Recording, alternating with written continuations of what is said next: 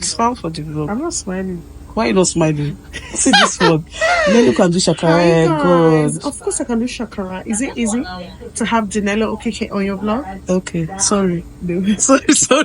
Sorry, please. But Please, hi Soti's peeps. Soti took me out on a date. She just told me she's paying for the date. I shouldn't worry myself. So I want to order more things. Oh, they're still bringing the drinks. Yeah, they're bringing our drink. Oh, show the drinks. Show the drinks. It looks nice. Where's my strawberry daiquiri? It's coming. We that ordered first. It just arrived. It does not matter. Okay. They normally blend the fruit. This is Gen Z This is the place. with the purple eye. Purple lashes. Come and tell us your name. Me? Yes. Divine Men. What do you call yourself? Divine Men. Divine Men.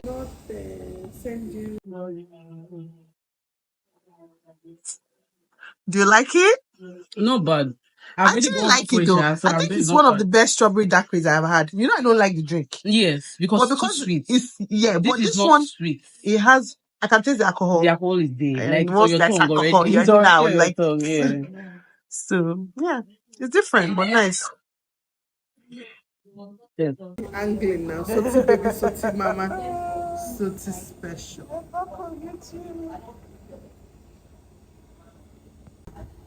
So let's try the taco. The tortilla is so small. Okay, you're getting yourself. Yeah. Tilt your head, not the taco. That's the trick. So do like this.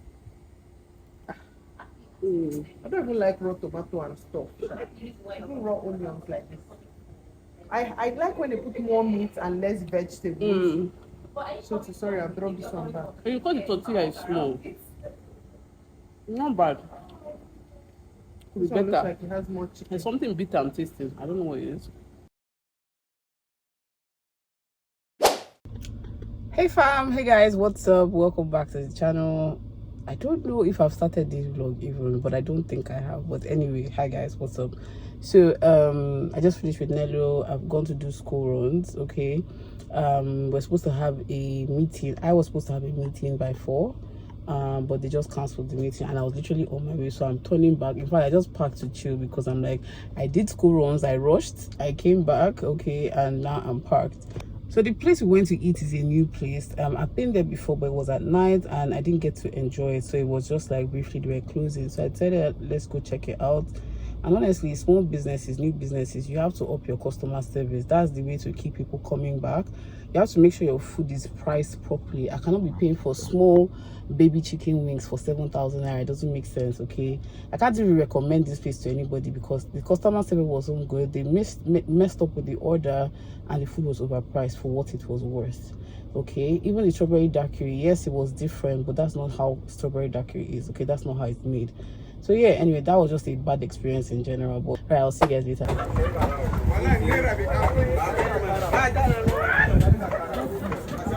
Oporo, how much? Oporo 1-2. Hey, no need now. Go be by force. No need, sir. Hey, God. Hey, I go buy sardine 1,000. I tell them no, make them no worry. No need, don't be by force. By force to chop everything. I'm telling you. You have to be maintained to what you Now 600. Now 7-9. 7-9 now. 1-2. Hold this. Gary 1. How much a goosey per cup? This one a hand peel? No, 400. And P 600. Oh, what will be the difference? You can see the difference. That one they thick by this. Pass this one. That one they tell like say na egg. Eh? That one, how much did they sell? How much did they sell them now? You tell me that I don't go feed. You will give me? No, don't do that thing. No try them. No try them. Make them small. The thing too big. And they tell you how they manage myself this period. I still get 2 full bags of goats for my house.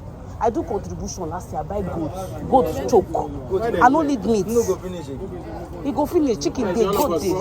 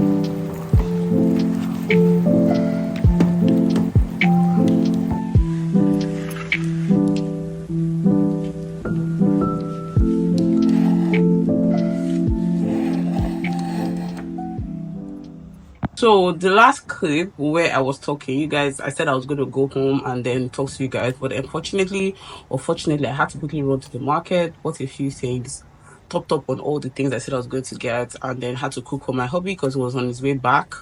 Fortunately, unfortunately, his flight was cancelled, so he had to. The point is that he didn't eat that food that day. He ate it the next day. Okay, so the first rice you saw me making was what I initially intended to cook for him. It was just leftover white rice that I made for the kids, but I added a lot of vegetables. I fried 2 eggs, put sausages. So I just turned it to fried rice, like kind of like Oriental-ish fried rice. He was supposed to eat that with grilled chicken, but since he didn't come that evening, I said to make coconut rice. The following day, that's the next rice you saw, and then some sauce, okay, curry sauce. Yeah. So what were we supposed to talk about?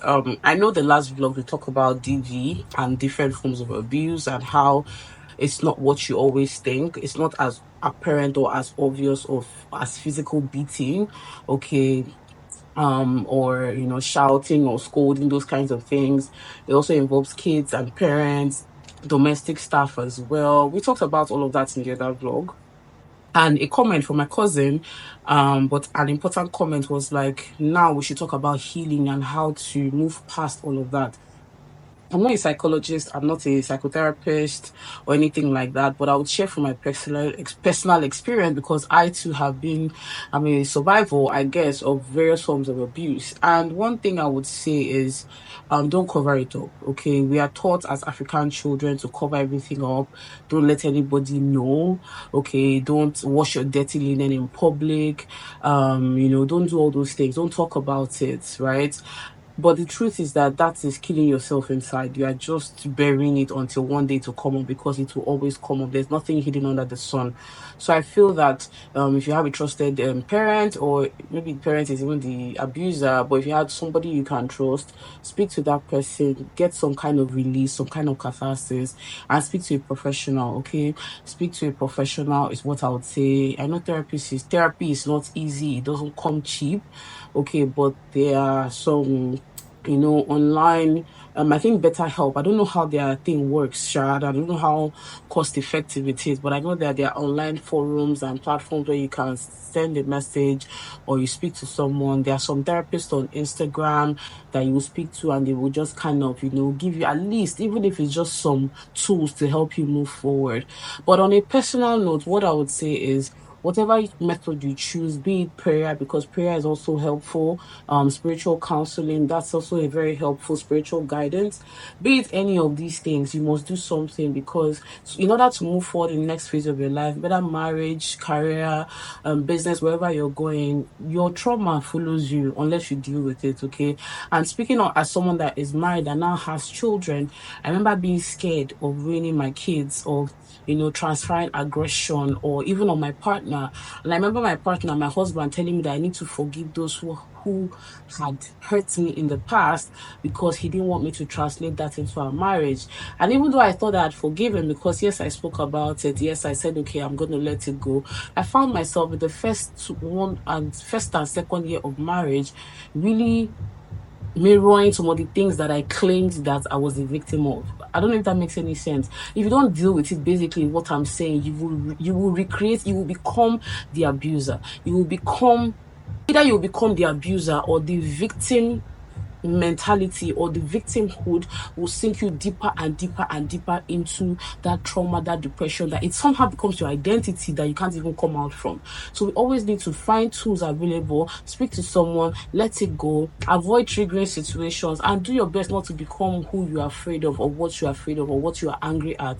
Because sometimes you find yourself being that parent who your parents were so abusive, that they were neglectful of their duties, blah, blah, blah, blah, blah. Now you're a parent, and any small thing you're shouting at your kids, you're flogging them, you're doing all these things because, oh, I'm an African, my parents didn't ruin me. Okay, no matter what they did, they still love me, blah, blah, blah. All the things that we like to say.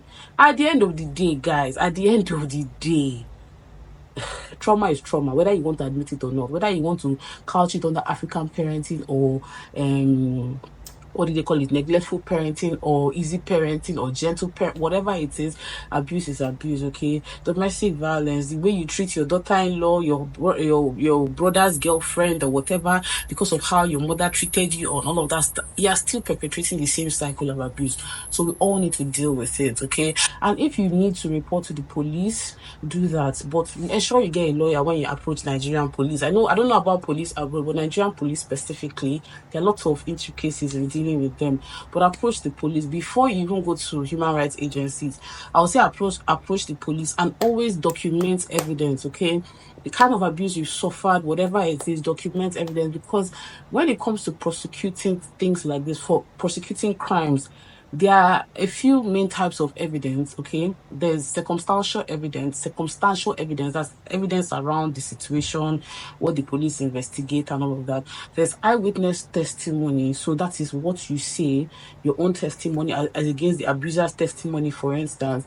And then there's corroborative evidence. So sometimes corroborative evidence is photographs, it's video clips and all of that, and then other people's testimony. So maybe people around you, your neighbors and things like that, corroborating what you say. So all those things usually help in prosecuting cases. But if you don't have pictures, you don't have any corroboration, that means you didn't tell anybody, nobody saw anything happening, and you only have your testimony, now becomes your word against the person's word, and that becomes an issue. Sometimes it's very difficult to prosecute such cases because the evidence is lacking, even though it's still there, but it's lacking. Okay, so I hope this helps. I know it's a lot we are talking about, but yeah, I just hope it helps, and I'll see you in my next video. Don't forget to give me a thumbs up if you enjoyed this vlog, like this video and share. Okay. Mwah.